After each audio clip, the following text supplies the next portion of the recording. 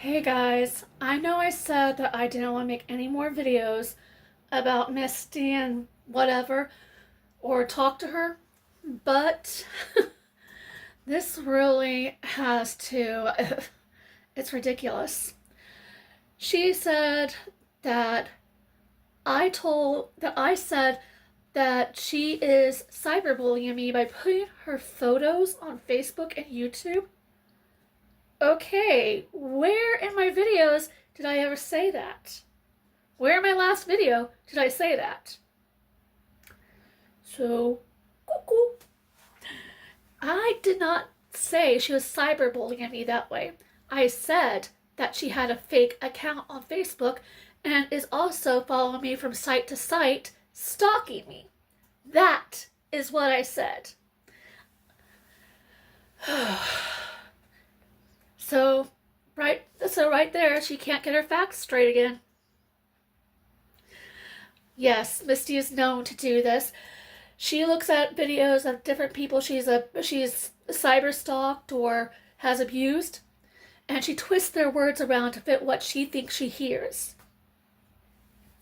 I never said anything about her posting her photographs on Facebook or YouTube as cyberbullying. Did you hear that this time, Misty? I did not say that you were cyberbullying me by posting your pictures on Facebook or YouTube. Did you get that time? Oh, yay! Um, and as for not going to Ford County, again, where in my video did I say that? I said I was going to Ford County and the clubhouse, but I hardly talk to anybody at either place about you. I don't want to. So, where did you get that I was not going to Ford County? uh, you guys, if you're watching this video, you can go back to my last video, and you can see what I said exactly. And I said that I was going to Ford County and the clubhouse for therapy, which I do, and I hardly talk to anybody about my sister anymore.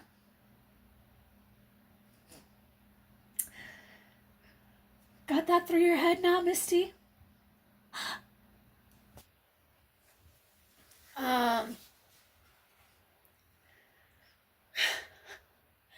and as for her saying that I have forced our mother to commit suicide, that is not the case at all. No, I did not cause her to commit suicide. Our mother had, at least until her last year of life, she had undiagnosed bipolar disorder.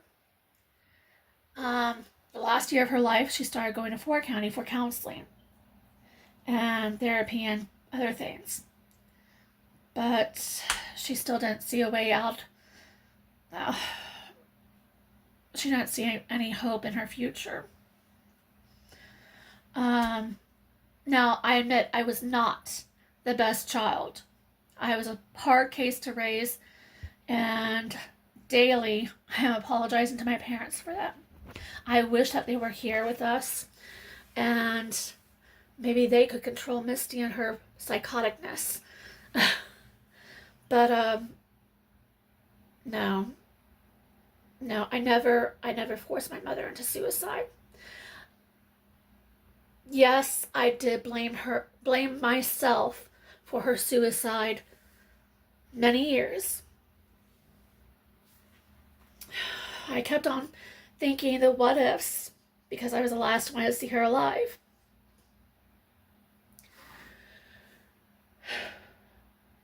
I'm sorry, guys. This is still hard for me to talk about sometimes. Um, what happened that day was I had a Special Olympics basketball game that day, and I had graduated. I had graduated from the kids team to the women's team, and she told me to go ahead and go to my first game with them, and she would see me later. Well, I came back to get my gloves because it was freezing out, and I had to walk to where we were meeting to get on the bus. And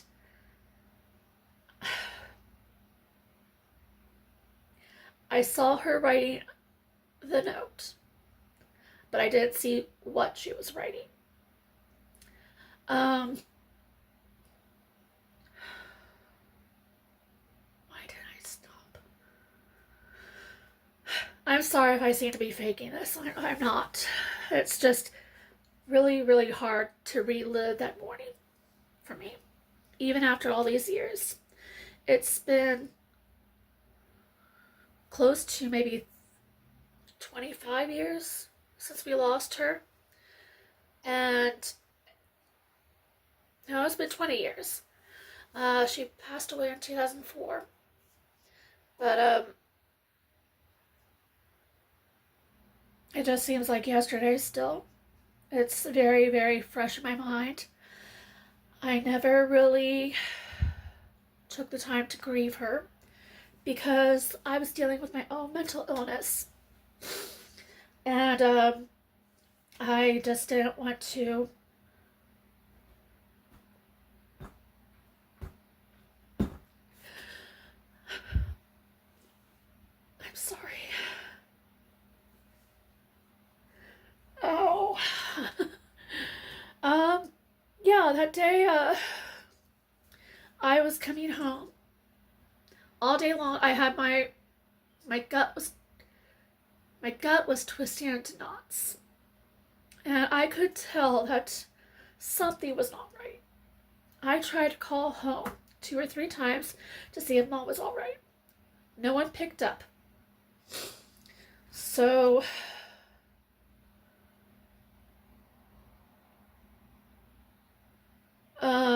sorry, I keep on spacing. I just, like I said, it's very, very hard for me to talk about. When our basketball team was driving home, the coach had the bus pull over, and she told me to get into the car with her. And apparently my dad had called her and told her, or my grandmother, my aunt, I don't know who called the basketball coach. Maybe the police did. I have no clue. All I know is she told me to get off the bus and get in her car. When we got back to Logansport, we passed by my neighborhood on 12th and Erie. My neighborhood was on 12th and Woodlawn. And I was like, well, where are you going? I live there on 12th and Woodlawn. You know that. And she said, we're not going to your house. I'm taking you to your grandma's. And she never told me what happened. When I got there, I think it was Aunt Terry that greeted me. There are several things that day I blocked out for a reason. But I think it was Aunt Terry that came and told me Mom had a heart attack. And in my gut, I knew that wasn't true. In fact, I told her, no, she didn't have a heart attack. Where was the note she was writing? And everybody was trying to tell me, well, what are you talking about, Heather? Your mom had a heart attack. And just by her actions, thinking about what happened that morning,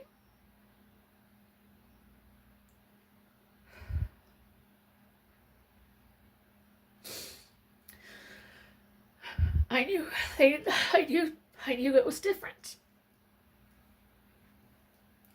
It took one of Mom's old Sunday school students, Brian Hillis, who was a detective at the time. I think he's still a detective to this day. He might have retired. I don't know. But he came back told everyone that there was a note, and my suspicions were correct. Misty's and my mother committed suicide. For the longest time, I blamed myself. Close to 20 years, I blamed myself. Maybe 2 years ago, I started to believe that I was not responsible for Mom's death. I started to believe that Mom's mental health was not the greatest.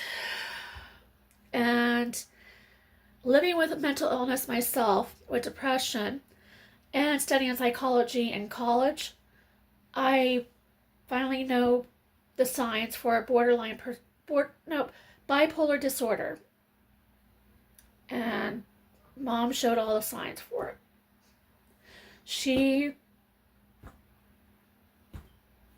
I'm so sorry.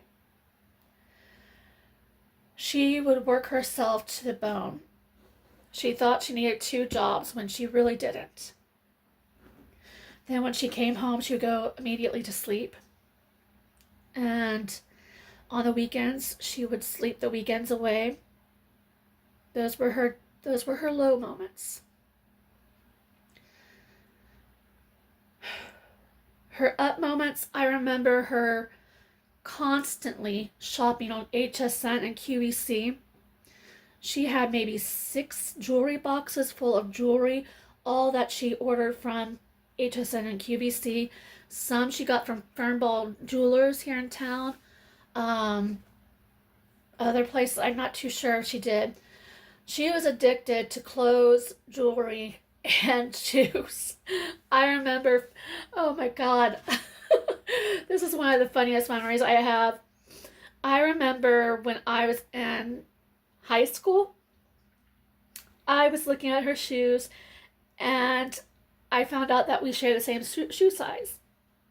So I waited for her to leave for work and I would sneak a pair of her shoes to wear to school.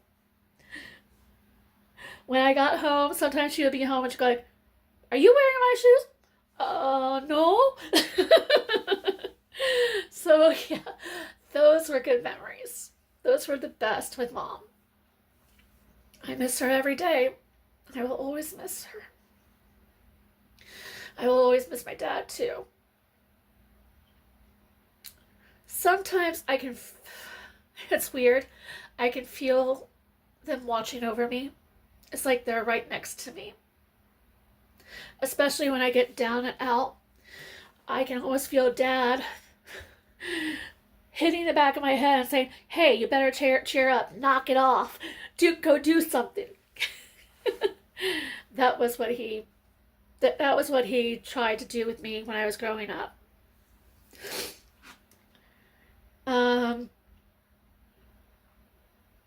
But that was the real story behind Mom's suicide. I was still very, very much in the mindset of a teenager. I didn't exactly mature into an adult mindset until I was about maybe 25, 26. And that was because I just didn't have that mindset. That's part of the mental illness I have. I didn't know how to act like an adult. Mom and Dad had always sheltered me. When Dad passed away, it was like I was thrown into the deep end. I didn't know how to live like an adult. Thank God for my Aunt Terry and Grandma. They came forward and became my co-guardians until I was like maybe 23, I think. They were the best. Aunt Terry is still around, and I love her very much. I wish I could visit her more, but transportation is not that great sometimes. And like just recently, I came down with COVID, so I couldn't leave the apartment. I was quarantined, and this is the 3rd time I had COVID, so it was it was longer than anticipated for me to bounce back.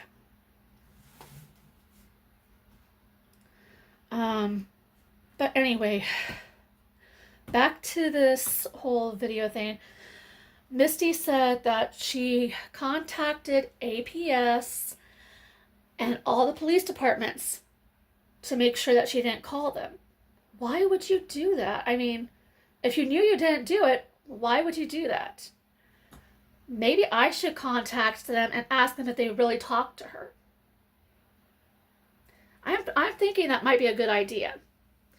Because she's saying that now that APS has me on paper as mom's killer, a child abuser, an elder abuser, I think it's time to give APS a call and find out if I really am labeled as that. And if I'm not, I'll get back to you guys so that y'all know that Misty is lying again. But yes, this is what she does when she is angry at somebody. When she has, I'm just gonna say this, when she has hated somebody her entire life. I had heard when I was a couple years ago, and I have come to the conclusion that maybe she has always hated me. When mom was pregnant with her, mom was not ready for children. My dad was. So she constantly pawned Misty off to my grandma and aunt. When I was born 7 years later, mom was ready for kids. She babied me, coddled me, cuddled with me. She had more to do with me as a baby than she did with Misty. And try being 7 years old and seeing all that. Your mother giving attention to your baby sister that you never had.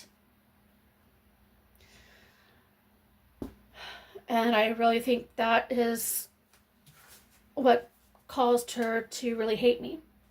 But it was not my fault. It was not like I asked for it. I was a baby. And since I've been thinking about it lately, I really believe I really believe she has hated me all my life. I remember some of the bad times, most of the bad times. And she has twisted so many stories around, saying that I did something when I didn't.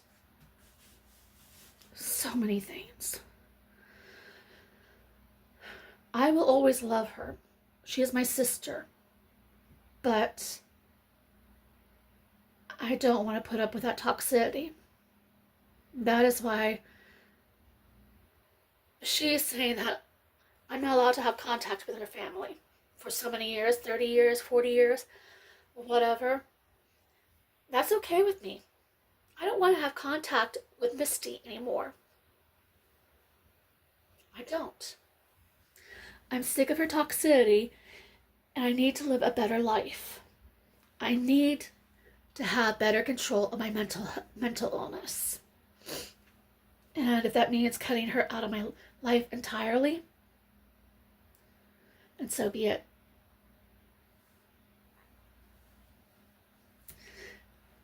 And I'm being truly honest in this video with you guys.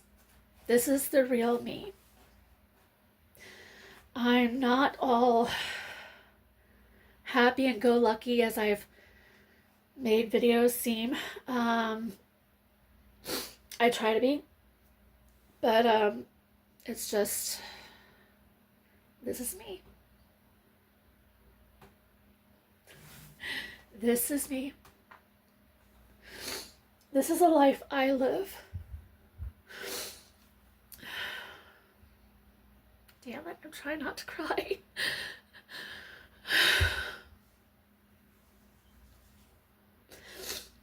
I'm sorry I'm breaking down on you guys. But like I said, I did not want to make this video. I just felt like I needed to. From the bottom of my heart, I just felt like I needed to correct some things. I won't even go there about what happened that day with her and Trisha when she was a baby. I won't even go into that other thing either. That's all in her mind that she twisted around. Several people know the truth, and if they want to, they can make videos about it too. But I'm done with it. I'm done with living in the past like she is. I'm done with it. I'm here for the here and now. I'm ready for what may come in the future, which is I'm hoping to feel better when I get the hysterectomy. And then if I decide to go through with a bariatric surgery after the hysterectomy, I don't know if I can follow through with a diet. That's the problem. Because I like to eat. A lot of people know this. I like to eat, and many of the things I like to eat are not healthy. I'm being truthful here. I have cut back a lot of my soda. I've been drinking a lot more water, a lot more juice. Well, I know that juice isn't good, but it takes the place of the sugar I'm used to getting from the sodas. I drink a lot of non-sweetened tea. Trust me, I'm on the toilet many times a day because I have to pee.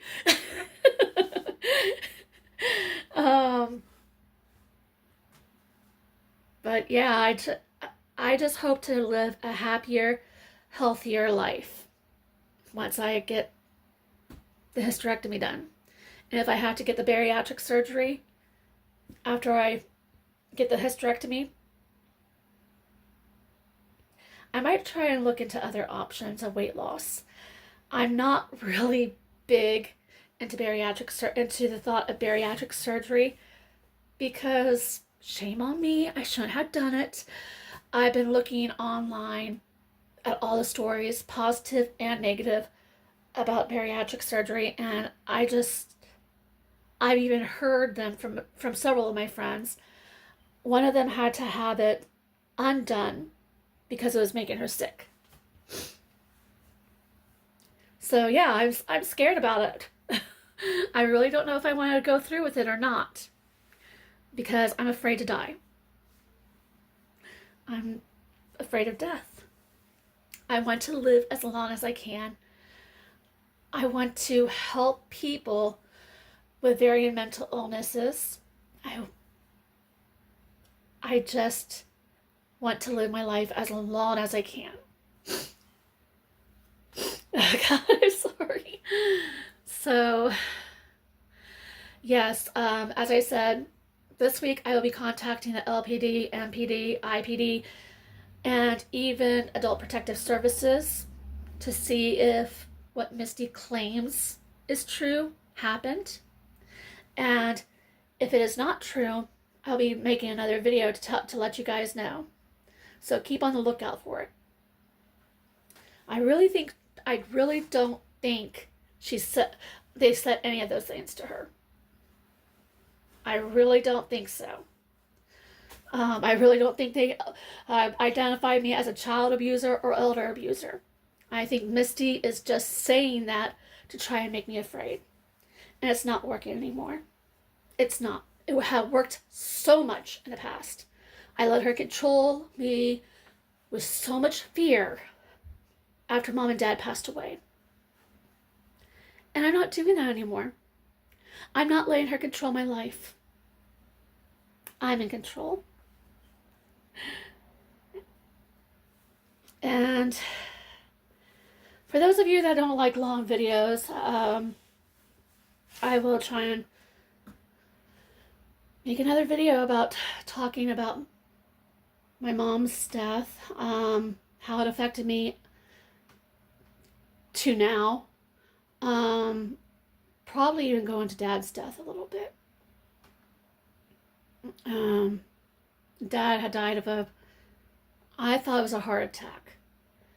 But from what I've been told by some other people, it was a blood clot broken from his left leg where he had lymphedema, something else, cellulitis, that broke free and hit his heart. So basically it was a heart attack. I also think maybe his smoking had a play in it too. He was a heavy smoker, and he worked at Rochester Metals too, which could have filled his lungs too with soot and smoke and everything. I don't think he was diagnosed with emphysema, but maybe he had it. Maybe we didn't know about it because it went in undiagnosed. My dad, I'm so much like my dad. He did not like going to the hospital. We had to fight him tooth and nail when he was running like 104-degree fevers. We had to fight him tooth and nail to go to the hospital. He did not want to go because he knew they would automatically put him in the hospital. He would have to stay there for like a week or two, and he did not want to do that. I am exactly like that. I would rather avoid the hospital as much as possible. So yeah, there are so many traits I inherited from Dad. I've inherited some things from Mom too, her laugh, and some people say that I look exactly like her, which I really love. Maybe I have some of her personality, but I mostly am laid back like my dad. So, do I love both my parents? Oh, you can tell just by the way I'm talking about them. I did love them. I will always love them. I will always miss them in my heart. I do not have really anything negative to talk about them with. We did have our moments, my dad and I. But I lived with him till I was 21. Then he passed away of basically a heart attack.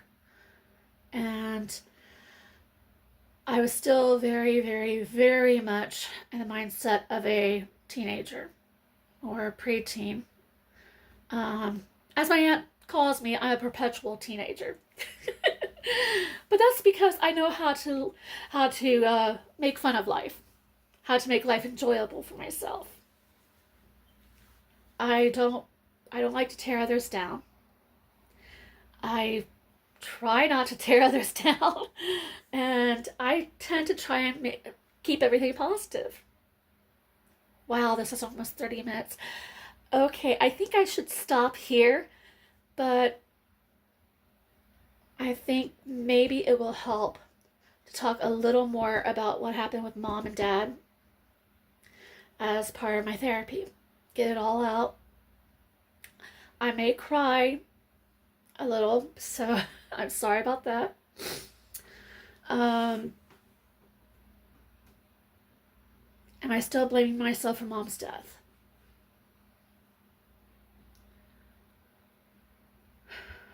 It's very, very hard for me to say. In all honesty, I think I still am blaming myself. I feel like I should have stayed there instead of going to the basketball game. I should have followed my gut instinct.